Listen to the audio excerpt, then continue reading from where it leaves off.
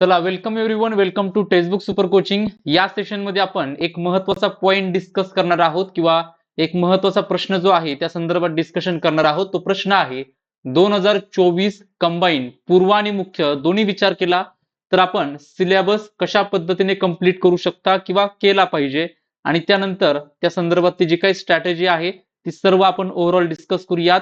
ह्या विशेष लेक्चर्स मध्ये आपण ही जी सिरीज चालवलेली आहे विद्यार्थ्यांचे जे कॉमन डाऊट्स आहेत जसं की सिलेबस कसा कव्हर करावा, टाइम मॅनेजमेंट कसं करावं, प्रिव्हियस इयर क्वेश्चनचा अभ्यास कसा करावा, असे अनेक प्रश्नांचे वेगवेगळे लेक्चर्स आपण सेपरेटली घेतलेले आहेत. तुम्ही व्हिडिओ सेक्शन मध्ये चेक करा, तुम्हाला मिळून जातील. स्पेशली कंबाईन साठी तर भरपूर घेतलेले आहे, तुम्ही एकदा चेक करा. सुरुवातीला काही बेसिक इन्फॉर्मेशन देतो आणि लगेच सेशनला सुरुवात करूया. 2024 मध्ये जर तुम्ही राज्यसेवा करत असाल तर विजयपथ नावाची बॅच तुम्ही आपली जॉईन करू शकता. 2024 मध्ये जर तुम्ही कंबाईन करण्याचा निर्णय घेतला असाल तर संकल्प नावाची आपल्या कंबाईन साठी जी फाउंडेशनल बॅच आहे तुम्ही ही बॅच जॉईन करू शकता. आणि कोणतीही बॅच जॉईन करताना कोड यूज करा कॅपिटल मध्ये, अनिकेत तुम्हाला मॅक्सिमम डिस्काउंट या ठिकाणी मिळून जाईल. यासोबत एक लेटेस्ट नवीन बॅच आहे 2024 साठी, मागच्या महिन्यामध्ये सुरू झाली आहे, एमपीएससी फाउंडेशन कोर्स 2024.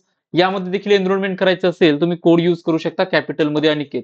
तुम्ही टेलिग्रामला नसाल तर टेलिग्रामला सर्वांनी जॉईन करा. टेलिग्रामला गेल्यानंतर जॉग्राफी बाय अनिकेत सर असं सर म्हणजे सर्च करा, तुम्हाला मिळून जाईल. जॉग्राफी बाय अनिकेत सर हा टेलिग्राम चॅनल तुम्ही जॉईन करू शकता. यासोबत जो ऑफिशियल टेलिग्राम चॅनल आहे तो देखील जॉईन करा. अनिकेत सर टेक्स्टबुक हे नाव आहे. सो 2 टेलिग्राम चॅनल आहेत, दोन्ही जॉईन करा. तुम्हाला भरपूर माहिती या टेलिग्राम चॅनलवरती लेटेस्ट मिळत असते. बरोबर. चला जास्त वेळ न घेता आपण डिस्कशनला सुरुवात करूया की सिलेबस आपण पुढच्या 6 महिन्यांचा जर विचार केला, ओव्हरऑल आपल्याकडे 7.5 महिने आहेत जर डिसेंबर पासून पाहिलं. पण जर आपण 6 महिन्यांचाच विचार केला तर 6 महिन्यांमध्ये आपण जो काही सिलेबस आहे कंबाईनचा पूर्व आणि मुख्य दोन्ही कसा म्हणजे कव्हर करू शकतो. आणि यानंतर ज्यावेळेस 16 जूनला पूर्व परीक्षा होईल त्या 16 जूनच्या पुढच्या 3 महिन्यांमध्ये, कारण सप्टेंबर महिन्यामध्ये मेन्स आहे कंबाईनची, तर या 3 महिन्यांमध्ये तुम्ही कशा पद्धतीने त्याला रिवाइज करू शकता, त्यासाठी आता काय करावं लागेल हे डिस्कस करूयात. म्हणजे तुम्ही जर कंबाईन देणार असाल तर तुम्हाला एक बऱ्यापैकी इन्फॉर्मेशन या ठिकाणी मिळून जाईल. सर्वात पहिले जर सिलेबस कसा कंप्लीट करायचा हे समजून घ्यायचं असेल तर सिलेबस काय आहे ते पहिले समजून घेऊयात. बरोबर. कंबाईन ग्रुप बी आणि ग्रुप सी एकत्र पूर्व परीक्षा होते, सर्वांना माहिती असेल. मागच्या वर्षीपासून हा चेंज झालेला आहे, एकच पूर्व परीक्षा तुम्हाला पाहायला मिळते. यासोबत बघा आता पूर्वचा जो सिलेबस आहे, पॅटर्न वगैरे आपण ऑलरेडी डिस्कस केलाय, फक्त सिलेबस वरती फोकस करूया. बघा, प्रिलिमचा एक पेपर असतो, 100 मार्क असतात, 60 मिनिटांमध्ये 100 प्रश्न सोडवायचे असतात. आणि यासाठी प्रिलिमला काही सिलेबस आयोगाने दिलाय, तो सिलेबस काय आहे तो समजून घेऊयात. पण पूर्व परीक्षेच्या सिलेबस नुसार काही अंदाज येत नाही की अभ्यास करायचा कशाचा, त्यासाठी मेन्सचा अभ्यास पहिला करावा लागतो. ओके, मग आपण तरी पण एकदा पाहून घेऊयात की प्रिलिम्सचा नक्की सिलेबस दिलाय काय, भले एक शब्दामध्ये का देईना पण तो पाहून घेऊया. टॉपिक तर समजून जाईल आपल्याला काय दिलाय. बरोबर. आता यामध्ये इतिहास दिलाय विषय, इतिहासामध्ये आधुनिक भारताचा विशेषतः महाराष्ट्राचा इतिहास, हे तर म्हणजे अख्ख्या पुस्तकाचंच नाव तुम्हाला असं पाहायला मिळतं. त्यामुळं ओव्हरऑल तुम्हाला यामध्ये इतिहास आहे. फक्त विशेष गोष्ट अशी की प्राचीन नाहीये, मध्ययुगीन नाहीये. बरोबर, हे नाही येणार. पण भारताचा, आधुनिक भारताचा इतिहास, आणि त्यात पण स्पेशल जर कंबाईनचा विचार केला तर महाराष्ट्रावरती प्रश्न हे बऱ्यापैकी राहतात. यानंतर भूगोलाचा विचार केला तर भूगोलाचा सिलेबस दिलाय महाराष्ट्राच्या भूगोलाच्या विशेष अभ्यासासह पृथ्वी, जगातील विभाग, हवामान, अक्षांश रेखांश, महाराष्ट्रातील जमिनीचे प्रकार, पर्जन्यमान, प्रमुख पिके, शहरे, नद्या, उद्योगधंदे आणि इत्यादी, असा डिटेल सिलेबस दिलाय. आणि प्रिलिमचा पेपर जर आपण पाहिला तर तो सिलेबस नुसारच आपल्याला पेपर देखील पाहायला मिळतात. त्याचं एक मी तुम्हाला डेमो दाखवेल बरं का. आज जी मेन्स झाली 5 नोव्हेंबरला, त्याचं एक उदाहरण घेऊन आपण मेन्स काय करूया, जो सिलेबस आहे तो कम्पेअर करूयात किंवा समजून घेऊयात. फक्त जो प्रिलिम्सचा सिलेबस आहे तो समजून घ्या पहिले. अर्थव्यवस्था आहे, डिटेलमध्ये दिलेला आहे. भारतीय अर्थव्यवस्था असेल, शासकीय अर्थव्यवस्था असेल, यासोबत चालू घडामोडी, राज्यशास्त्र तर एवढा शब्द दिलाय राज्यशास्त्र. बरोबर. यानंतर सामान्य विज्ञानमध्ये पण फिजिक्स, केमिस्ट्री, झुलॉजी, बॉटनी आणि हायजीन असे 5 टॉपिक दिलेत डायरेक्टली. आणि शेवटी आहे अंकगणित आणि बुद्धिमापन चाचणी. ओव्हरऑल एक गोष्ट क्लिअर झाली असेल की यातनं काही आयडिया येत नाहीये की नक्की करायचा कशाचा अभ्यास. राज्यशास्त्र म्हणजे कशाचा करायचा. बरोबर, याच्यावरून काही आयडिया येत नाही सर, त्यासाठी मेन्सचा अभ्यासक्रम पाहावा लागतो आपल्याला. प्रिलिमसाठी कदाचित तुम्हाला वेगवेगळ्या गोष्टी विचारल्या जाऊ शकतात, ते पण डिस्कस करू आपण. पण पहिले आता फोकस करूया की मेन्सचं कसं काय करायचं. कारण आता तुम्हाला मेन्सचा अभ्यास करावा लागेल पूर्णपणे. जो टाइम आता चालू आहे, तुम्ही जेव्हा लेक्चर पाहत असाल, मी हे लेक्चर डिसेंबरच्या पहिल्या आठवड्यामध्ये घेतोय. तुम्ही जर या डिसेंबर महिन्यामध्ये हे लेक्चर पाहत असाल तर चांगली गोष्ट आहे. जानेवारीमध्ये असाल तर जानेवारीपासून रेफर करा. पण आत्ताचा जो टाइम आहे ना, अगदी तुम्ही शेवटचे 3 महिने जर सोडले किंवा 2 महिने जर सोडले, तो आत्ताचा टाइम तुमचा मेन्सचा टॉपिक जो आहे तो कंप्लीट करण्याचा आहे. बरोबर? मग मेन्सचा सिलेबस कंप्लीट करायचा म्हणजे नक्की काय करायचं किंवा कशा पद्धतीने कंप्लीट करायचा हे समजून घेणं गरजेचं आहे. या लेक्चरमध्ये आपण थोडा जास्त फोकस मेन्स वरती ठेवूयात आणि त्या दृष्टीने काय करूया, डिस्कशन करूयात. सर्वांना माहिती असेल कंबाईन मेन्सला 2 पेपर आहेत. एक म्हणजे लँग्वेजचा मराठी आणि इंग्लिश 50-50 मार्क येतात आणि दुसरा पेपर आहे तो जीएसचा, त्याचे 100 प्रश्न असतात. असे 200 प्रश्नांची किंवा 200 मार्कची तुम्हाला मेन्स पाहायला मिळते. बरोबर? आता पहिला जो पेपर आहे तो आहे लँग्वेजचा. बघा इथे तुम्ही पाहू शकता पेपर क्रमांक 1 मराठी 50 मार्क आहेत. इंग्लिशला 1 तास आणि हा पेपर पहिला तुम्हाला पाहायला मिळतो. दुसरा पेपर जो आहे तो सामान्य बुद्धिमापन आणि सामान्य अध्ययन किंवा बुद्धिमत्ता चाचणी 100 प्रश्न असतात. हा जीएसचा पेपर.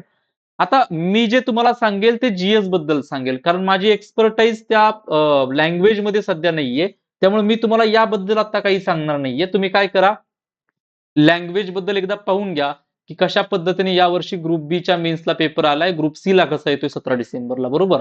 पण लँग्वेजचं काय करा, आतापासून तयारी करा कारण शेवटच्या 3 महिन्यामध्ये म्हणजे प्रिलिम झाल्यानंतरच्या 3 महिन्यामध्ये तुम्ही एक लँग्वेज करू शकता पण 2 नाही करू शकणार कारण त्यासोबत जीएसटी रिव्हिजन करायची आहे. सो मी सजेस्ट करेल की पुढच्या 2-3 महिन्यामध्ये तुम्ही भाषा कंप्लीट करा. मराठी करा किंवा इंग्रजी करा पण एक तर ऍटलिस्ट एक करा. जमल्या तर दोन्ही लँग्वेज आत्ताच करून ठेवा पुढच्या 2-3 महिन्यामध्ये. पण नाही जमलं तर एखादा काय करा, तुमचा जीएस अजूनही बाकी असेल बराच, तर जीएस करताना एक लँग्वेज कंप्लीट करून ठेवा म्हणजे नंतर तुम्हाला लोड येणार नाही. बरोबर? आता हे जनरल डिस्कशन आपण करूया जीएस बद्दल. मी तुम्हाला जीएसचा पहिले तर सिलेबस दाखवतो. आता मराठी इंग्लिशचा सिलेबस दिलेला आहे, तुमच्याकडे असेल. जीएसच्या सिलेबस मध्ये काय दिले बघा. सर्वात पहिले आहे सामान्य बुद्धिमापन आणि आकलन. यानंतर दुसरा पॉइंट चालू घडामोडी, अंकगणित आणि सांख्यिकी. हे 3 म्हणजे असे पॉइंट्स आहेत की काही विचारलं जाऊ शकतं. करंट अफेअरचे 10 प्रश्न काही विचारू शकतात आणि हे तर तुम्हाला आता प्रॅक्टिस वरती डिपेंड आहे. बुद्धिमापन आणि जे काही अंकगणित आहे ते तुम्हाला प्रॅक्टिस वरून म्हणजे डेव्हलप करावं लागेल. आता जनरल स्टडीज आलो, जनरल स्टडीजकडे आलो आपण किंवा जीएस कडे आलो तर पहिला पॉइंट सुरू होतो आपला कायद्यांचा. बघा 2 कायदे दिलेले आहेत. एक म्हणजे माहितीचा अधिकार अधिनियम 2005 आणि दुसरा दिलेला आहे महाराष्ट्र लोकसेवा हक्क अधिनियम 2015. सर याचे प्रश्न येतात किती? ग्रुप बी चा जर पॅटर्न पाहिला तर याचे 3 का 4 प्रश्न आलेत फक्त. बरोबर? पण ते 3-4 जरी असतील तरी महत्वाचे आहेत. ते सोडवायचेत आपल्याला. बरोबर? पण ओव्हरऑल वेटेज लक्षात ठेवून त्या विषयाला काय द्या, प्राधान्य द्या. नाही तसं सगळा बाकीचा अभ्यास सोडला आणि हे 2 कायद्याची पुस्तकं वाचत बसला तर त्याचे 3-4 प्रश्न येतील, मॅक्सिमम 5 येतील. तर मग त्याचं आपल्याला कॉस्ट बेनिफिट रेशो तेवढा मिळणार नाही. त्यामुळं आहेत प्रश्न तेवढे, तेवढी तयारी करा. ठीक आहे, नाही आले तर ठीक आहे, नाही तर आपण बाकी ठिकाणी म्हणजे कव्हर करू शकता. आता यानंतर बघा मेन्स मध्ये खूप डिटेलमध्ये सिलेबस दिलेले आहेत काही विषयांचे. For example polity. पॉलिटीचा सिलेबस दिलाय भारतीय संघ व्यवस्था किंवा संघ राज्य व्यवस्था टायटलमध्ये. भारतीय राज्यघटना, स्थानिक स्वराज्य संस्था, कार्यकारी मंडळ, न्यायमंडळ व विधिमंडळ इत्यादी. सब पॉइंट्स मध्ये आहे घटना कशी तयार झाली आणि घटनेच्या प्रस्तावनेमागची भूमिका, तत्वे, घटनेची महत्वाची कलमे आणि ठळक वैशिष्ट्ये, केंद्र राज्य संबंध, निधर्मी राज्य, मूलभूत हक्क म्हणजे फंडामेंटल राईट, मूलभूत कर्तव्य म्हणजेच काय तर फंडामेंटल ड्युटीज, डीपीएसपी आहेत, शिक्षण आहे बघा, शिक्षण सेपरेट टॉपिक दिलाय, युनिफॉर्म सिव्हिल कोड कलम 44, स्वतंत्र न्यायपालिका, राज्यपाल, मुख्यमंत्री मंत्रिमंडळ आणि हे सगळं दिलंय. सर्वांनी एकदा फोकस करा. मी तुम्हाला खूप महत्वाचा पॉइंट आता दाखवणार आहे जो कदाचित तुमच्यासाठी आय ओपनर ठरेल. आपल्याला अभ्यास कसा करायचा, ब्लाइंडली अभ्यास करायचा की स्ट्रॅटेजीने अभ्यास करायचा. मी तुम्हाला 5 नोव्हेंबर ग्रुप बी मेन्सचा पेपर दाखवतो. त्यातला पॉलिटी विषय आपण फक्त डिस्कस करूयात कारण बाकीचे विषय जर डिस्कस करायला आपल्याला भरपूर वेळ लागेल. आपण सेपरेट लेक्चर मध्ये हवं तर डिस्कस करू. पण आता मी फक्त पॉलिटी डिकोड करतो तुमच्यासाठी. तुम्हाला अंदाज येईल की सिलेबस नुसार अभ्यास करणं किती गरजेचं आहे, रॅदर दॅन की पुस्तक घेतलं आणि ब्लाइंडली वाचायला सुरुवात केली. असं करू नका. टॉपिक काय दिलेत बघा. हे टॉपिक वाचल्यानंतर तुम्हाला काही आयडिया आली असेल की राज्यावरती जास्त फोकस आहे. मी तुम्हाला पेपर दाखवतो, प्रश्न दाखवतो, त्यानुसार आपण काय करूया, या सिलेबसकडे येऊयात. बघा सर्वात पहिले आपण एक काम करूयात. जो पेपर आहे तो पेपर ओपन करूयात आणि पॉलिटीचे प्रश्न पाहूयात. हे प्रश्न आहेत, मी परत एकदा सांगतो, कंबाईन ग्रुप बी मेन्स 2023 5 नोव्हेंबरला झाली होती, त्या एक्झामचे हे प्रश्न आहेत. बरोबर. आता तुम्ही जर इथं फोकस केला पहिला प्रश्न, तर पहिल्या प्रश्नावरती फोकस करा. प्रश्न विचारलाय, काँग्रेस तज्ञ समितीबद्दल योग्य कथन ओळखा. 3 वाक्य दिलेले आहेत. आता हा प्रश्न मी तुम्हाला सांगत नाही काय आहे, याचं उत्तर अ ब आहे. तिसरं वाक्य चुकीचं आहे यामध्ये. पण मुद्दा समजून घ्या की हा जो प्रश्न आहे ना, प्रश्नाचा सोर्स शोधा सिलेबसमध्ये कुठे आहे. ही जी काँग्रेस तज्ञ समिती आहे ती कुठे आहे माहितीये? घटनेच्या वेगवेगळ्या ज्या समित्या आहेत ना, त्या घटनेच्या समित्यांबरोबर काँग्रेसने त्यांची सेपरेट एक समिती 8 जुलै 1946 ला नेमली होती. पंडित नेहरू त्याचे अध्यक्ष होते, साधन सामग्री जमा करण्यासाठी. बरोबर. आता मुद्दा समजून घ्या, हा पॉइंट आला कुठून, किंवा हा 56 नंबरचा जो प्रश्न आहे हा आला कुठून? घटना कशी तयार झाली या सिलेबसच्या पॉइंट मधून. ओके. यानंतर पुढचा प्रश्न, आपण जाऊया पुढच्या प्रश्नाकडे आणि पुढचा प्रश्न समजून घेऊया कोणता आहे बघा. जर आपण या ठिकाणी पुढचा प्रश्न समजून घेतला तर बघा, इथं तुम्हाला पुढचा प्रश्न दाखवतो कोणता आहे.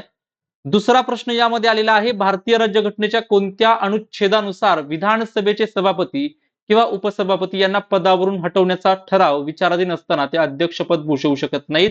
मुद्दा समजून घ्या. हा प्रश्न कुठून आलाय सर? राज्य विधिमंडळ आणि राज्य विधिमंडळातले जे काही पीठासीन अधिकारी असतात, जर सिलेबस कडे गेलो तर सिलेबस मध्ये आपल्याला हा पॉइंट कुठं पाहायला मिळतोय सर? सिलेबस मध्ये आपल्याला हा पॉइंट पाहायला मिळतो बघा या ठिकाणी. हे जे दिले ना तुम्हाला, म्हणजे राज्य विधिमंडळ बघा, विधानसभा, विधान परिषद, त्याचे सदस्य, याच्यामधून तुम्हाला हा पॉइंट पाहायला मिळतो. सिलेबसच्या बाहेर प्रश्न नाहीये. बरोबर. यानंतर पुढचा प्रश्न बघा कोणता आहे. जर पुढचा प्रश्न आपण या ठिकाणी पाहिला तर आपल्याला प्रश्न कोणता पाहायला मिळतो बघा. नेक्स्ट क्वेश्चन तुम्हाला आहे, संविधान सभेची पहिली बैठक. अगेन कोणता प्रश्न आहे सर? सिलेबसचा कोणता पॉइंट आहे? संविधान सभा म्हणजे घटना कशी तयार झाली या सेक्शन मधून. बरोबर. पुढच्या प्रश्नाकडे जाऊयात. नेक्स्ट क्वेश्चन, राष्ट्रपती कोणत्या अनुच्छेदानुसार राज्यपालांची नियुक्ती करतात? कलम 155 विचारलंय, पण आलाय कुठनं पॉइंट? राज्यपाल, राज्य विधिमंडळ, राज्य व्यवस्था, त्यातला प्रश्न सगळा स्टेट वरचा.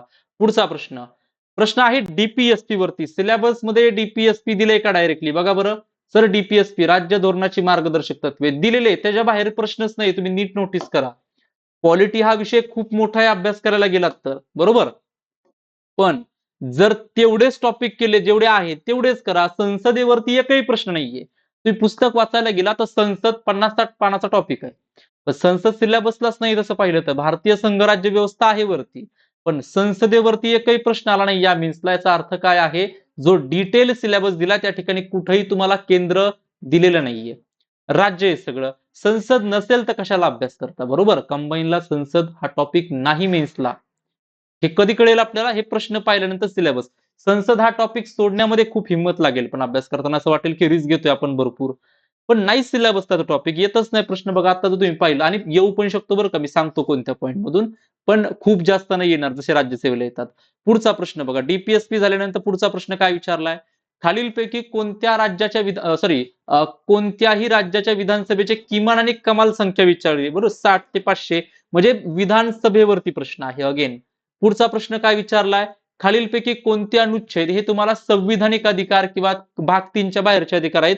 हे सगळं फंडामेंटल राईटच्या शेवटच्या टॉपिक मध्ये दिलेलं आहे, की हे जे राईट दिले 265, 300A, 301 हे सगळे फंडामेंटल राईट नाहीयेत, तर लीगल राईट्स किंवा कॉन्स्टिट्युशनल राईट्स आहेत. बरोबर.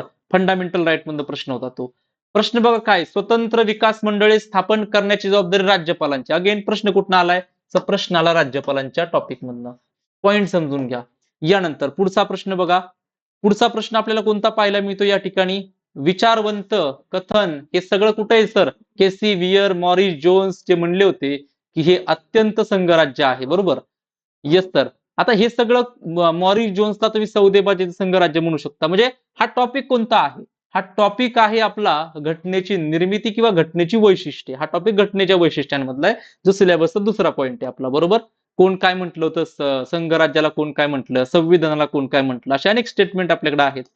यानंतर पुढचा प्रश्न, भारतीय राज्यघटनेमध्ये कोणत्या गोष्टीचा उल्लेख नाही? अगेन प्रश्न बघा, मुख्यमंत्री, राज्य मंत्रिमंडळ, राज्याचं सगळं राज्य आहे, उपमुख्यमंत्री पद, राज्यमंत्री, राज्य मंत्रिमंडळ.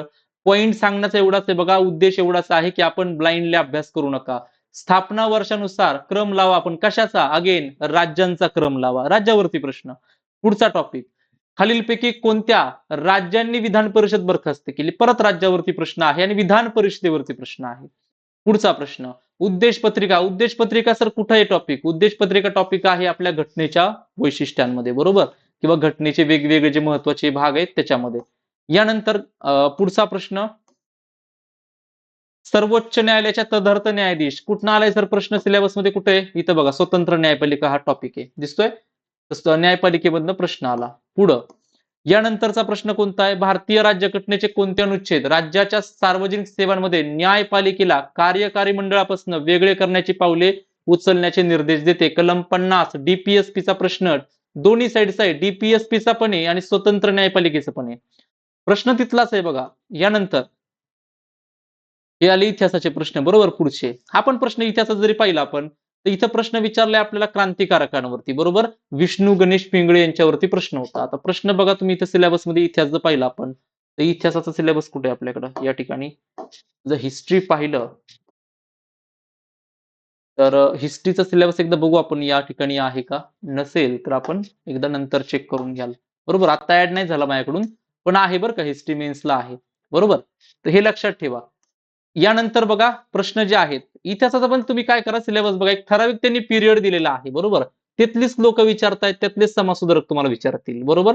सांगण्याचा उद्देश ओव्हरऑल काय आहे, की जर तुम्हाला सिलेबस वरती कमांड असेल, इकॉनॉमीचे मी तुम्हाला उदाहरण देतो बघा, इकॉनॉमीचे प्रश्न आहेत आपल्याकडे. इकॉनॉमीचे काही प्रश्न मी तुम्हाला सांगतो, सर्वांनी फोकस करा. हे सगळं सांगण्याचा उद्देश काय आहे, की आपल्याला सिलेबसला स्टिक राहून अभ्यास करायचा आहे, बरोबर. सिलेबस सोडून अभ्यास करायचा नाही. आणि मुख्यचा अभ्यास करत असाल तर हे माहितीच पाहिजे की सिलेबसला काय आहे, सगळा अभ्यास करायचा नाही बघा. इथं बघा प्रश्न काय विचारलाय, आंतरराष्ट्रीय नाणेनिधीबद्दल प्रश्न, इंटरनॅशनल मॉनिटरी फंड. सिलेबस मध्ये कुठे आहे सर इंटरनॅशनल मॉनिटरी फंड? इथं बघा, हे जे सगळं दिलेलं आहे तुम्हाला, इंटरनॅशनल मॉनिटरी फंड तुमचा कुठे येऊन जाईल यामध्ये? इथं आर्थिक सुधारणेमध्ये येऊन जाईल, ज्या एलपीजी रिफॉर्म्स आहेत. आंतरराष्ट्रीय व्यापार, आंतरराष्ट्रीय भांडवलामध्ये येऊन जाईल. आणि हे दिलंय पुस्तकांमध्ये ऍज इट इज, तुम्हाला जास्त काही मेहनत करण्याची आवश्यकता नाही तिथं, बरोबर. म्हणजे शोधण्याची आवश्यकता नाहीये, फक्त जायचंय व्यवस्थित सिलेबस नुसार. हा थोडा करंट मधला होता, लीड्स अहवाल, याला आपण थोडा स्किप करूयात. लघु उद्योग भारतीय अर्थव्यवस्थेमध्ये खूप महत्वाची भूमिका बजावतात. कोणता प्रश्न आहे सर? इंडियन इकॉनॉमी मध्ये इंडस्ट्री जो टॉपिक दिलाय त्यातला हा क्वेश्चन आहे. पुढं अनुच्छेद 275 अनुदान, प्रश्न कशावरती आहे? आपल्या वित्त आयोगावरती, फायनान्स कमिशनचा प्रश्न, बरोबर. पंचवार्षिक योजनांचा प्रश्न, बरोबर, प्लॅनिंग मधला. आरबीआय वरती प्रश्न आलाय, बरोबर. यानंतर पुढे काय आले बघा, हा मला वाटतं आपल्या इन्क्लुझिव्ह ग्रोथ मधला प्रश्न आहे. तुम्ही जर पाहिलं ना, सर्वसमावेशक वाढ दिलेली आहे तुम्हाला, वृद्धी आणि विकास यामधून. सांगण्याचा उद्देश काय सर ओव्हरऑल, की तुम्ही सिलेबसला व्यवस्थित स्टडी करा, आणि सिलेबसला व्यवस्थित स्टडी केलं मग प्लॅन करा की कसं कव्हर करायचंय. सिलेबसचा प्रत्येक पॉइंट आपल्याला जमतोय का, प्रत्येक पॉइंट आपला कव्हर झालाय का ते चेक करा. तिथं टिक करा की हा पॉइंट आपला कंप्लीट झाला. वेगवेगळ्या पुस्तकांमधून केलं तरी चालेल, जर एका ठिकाणी सगळं नाही सापडलं तर, बरोबर. पण ते टॉपिक कंप्लीट करा, पुस्तक नका कंप्लीट करू. सांगण्याचा उद्देश काय? कंबाईन मध्ये लिमिटेड गोष्टी आता आहेत, आणि कंबाईन प्रिलिम्स आणि मेन्स केल्यानंतर प्रिलिम्सचा सगळा अभ्यास होईल एवढी शाश्वती आहे, बरोबर. सो काय करा, एकदा व्यवस्थित मेन्स कंप्लीट करा, त्यामुळे प्रिलिम्स जीएस मध्ये खूप मदत करेल. आणि या सगळ्याच्या व्यतिरिक्त राहतो मॅथ्स रिझनिंग, त्याला तुम्हाला प्रॅक्टिस करावीच लागेल कंबाईनला, त्याला काय पर्याय नाही, बरोबर. तर हे सगळं डिस्कशन होतं. आय होप तुम्हाला बऱ्यापैकी क्लिअरिटी आली असेल की आपल्याला कशा पद्धतीने पुढे जायचंय, आणि सिलेबस कंप्लीट करायचा आहे, पुस्तक नाही कंप्लीट करायचं, बरोबर. हा आपला व्हॉट्सअप नंबर आहे, जर तुम्हाला ग्रुपला ऍड व्हायचं असेल, काय विचारायचं असेल तर मला या नंबरवरती व्हॉट्सअपला मेसेज करा. व्हॉट्सअपला मी भरपूर जणांना अजून ऍड करायचं बाकी आहे. त्या अगोदर तुम्हाला जॉईन व्हायचं असेल तर टेलिग्रामला सर्वांनी जॉईन करा. टेलिग्रामला जॉईन करण्यासाठी geography by Aniket sir search करा, तुम्हाला मिळून जाईल चॅनल. सोबत बघा काही बेसिक इन्फॉर्मेशन देतो, 40 पेक्षा जास्त video courses, mock test, notes, live classes, या व्यतिरिक्त ऑफलाईन क्लासेसची रेकॉर्डिंग तुम्ही करू शकता. हे सगळे सुपर टीचर तुम्हाला गाईड करायला आहेत. वेगवेगळ्या बॅचेस आपल्या चालू आहेत, राज्यसेवा असेल, कंबाईन असेल, फाउंडेशनल बॅचेस असतील. तुम्ही लवकरात लवकर या बॅचेस जॉईन करू शकता, आणि बॅच जॉईन करण्यासाठी कोड यूज करा कॅपिटल मध्ये Aniket. Okay, I hope lecture आवडलं असेल, बऱ्यापैकी इन्फॉर्मेशन मिळाली असेल. लेक्चर आवडलं असेल तर सेशनला एक लाईक नक्की करा. एखादी कमेंट पण करा जर टाइम मिळाला तर, म्हणजे नंतर जे व्हिडिओ पाहतील ते पूर्णपणे हा व्हिडिओ पाहतील. बरोबर. सो चला या लेक्चर मध्ये आपण थांबूया. अशा शॉर्ट सेशन्स मध्ये आपण अनेकदा भेटूया. जे काही कॉमन डाऊट आहेत ते आपण सॉल्व्ह करण्याचा प्रयत्न करूया किंवा स्ट्रॅटेजी त्याबद्दल डिस्कस करूया. Thank you everyone for joining this session. Have a nice day head. Thank you.